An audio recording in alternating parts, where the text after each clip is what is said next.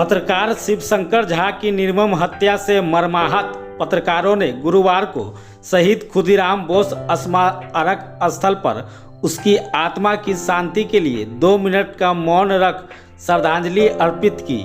मौके पर पत्रकार मुकेश चौरसिया ने कहा कि पुलिस इस मामले की बारीकी से जांच कर रही है। इस मामले में 2 लोगों को गिरफ्तार भी किया गया है, लेकिन अभी तक इस मामले का उद्भेदन नहीं हुआ है। हम लोगों को उनके जांच पर कोई संदेह नहीं है, बस हम लोगों की इतनी मांग है कि पूरे मामले की निष्पक्ष रूप से जांच की जाए और जो भी दोषी है उनके विरुद्ध उचित से उचित कार्रवाई की जाए। जिस तरह विधि व्यवस्था पर सवाल उठाते हुए एक पत्रकार की निर्मम रूप से हत्या कर दी गई, उस नाते सरकार का कर्तव्य बनता है कि दिवंगत पत्रकार शिवशंकर झा के परिजनों को उचित मुआवजा मिले।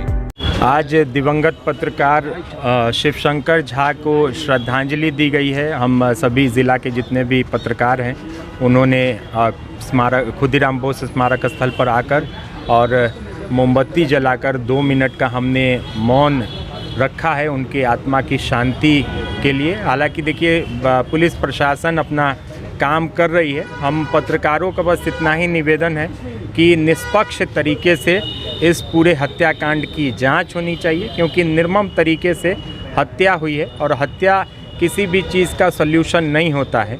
और अगर हत्या की गई है तो उसकी निष्पक्ष जांच हो और दोषियों पर गंभीर कार्रवाई हो और जल्द से जल्द इसका पूरा खुलासा होना चाहिए। पुलिस की तरफ से ये कहा गया है कि इस मामले में 2 लोगों को गिरफ्तार किया गया है, लेकिन मामला अभी तक उद्भेदन नहीं किया गया है। पूरा मामला पत्रकार चाहते हैं कि उद्भेदित हो और दोषियों को सख्त से सख्त कार्रवाई की जाए। किस तरह परिजनों को मुआवजा की अभी मांग है?